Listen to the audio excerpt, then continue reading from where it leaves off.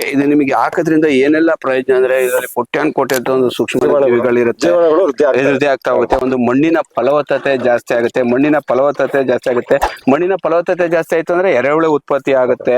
ಆಮೇಲೆ ಮರ ಬಂದು ಒಂದು ಗ್ರೀನಿಶ್ ಆಗಿರುತ್ತೆ, ಬೇರುಗಳು ಸರಾಗವಾಗಿ ಹರಡುತ್ತೆ. ಮತ್ತೆ ಮಣ್ಣಿನ pH 6.5 to 7.5 to 5 ತರುತ್ತೆ. ಆಮೇಲೆ ನಿಮಗೆ ಇದು ಯಾವ್ದೋ ಇಳುವರಿಗೆ ಹೆಚ್ಚಿನದಾಗ ಸಹಾಯ ಮಾಡುತ್ತೆ, ಸಿಗುತ್ತೆ. ಆಮೇಲೆ ಮಣಿ ಉದ್ರೋದು ಎಸ್ಪೆಷಲಿ ಒಂದು ಕಡಿಮೆ ಆಗ್ತಾ ಹೋಗುತ್ತೆ.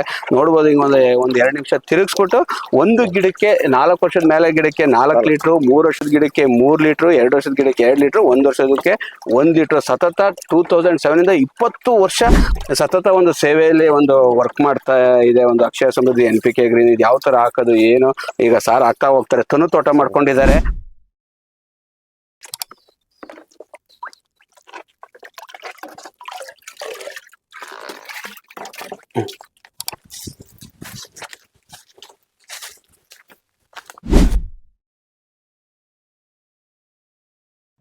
ಒಂದು ತನು ಮಾಡ್ಕೊಂಡಿರೋದ್ರಿಂದ ಎಲ್ಲ ಬೇರೆಗೂ ಹೋಗುತ್ತೆ. ನೋಡ್ಬೋದು ಇದು ತನು ಇಟ್ಕೊಂಡಿದ್ದಾರೆ ತೋಟ. ಈಗ ಯಾವತ್ತು ಹಾಕಿ? ಇವತ್ತು ಬಂದು ನಿಮಗೆ ಶುಕ್ರವಾರ. ನೀರ್ ಬಿಟ್ಟಿದೆ ಯಾವತ್ತ ಸರ್? ನೆನ್ನೆ ಬನ್ನಿ 2 ದಿವಸದಿಂದ ಹಾಯಿಸ್ತಾ ಇದ್ರೆ ನೆನ್ನೆ ಅಂದ್ರೆ ಗುರುವಾರ ನಡೆಯುತ್ತೆ ಸರ್. ಗುರುವಾರ ಒಂದು ದಿವಸ ನೀರ್ ಹಾಯಿಸಿದ್ರೆ ಇವಾಗ ಹಾಕ್ತಾರೆ ಸರ್. ಒಂದು ಗಿಡಕ್ಕೆ 4 ಲೀಟರ್ ಇದಕ್ಕೆ ಹಾಕಿದ್ 4 ಲೀಟರ್ ಸುತ್ತಲುವೆ ಗಿಡದಿಂದ ಒಂದು ಅಡಿ ದೂರಕ್ಕೆ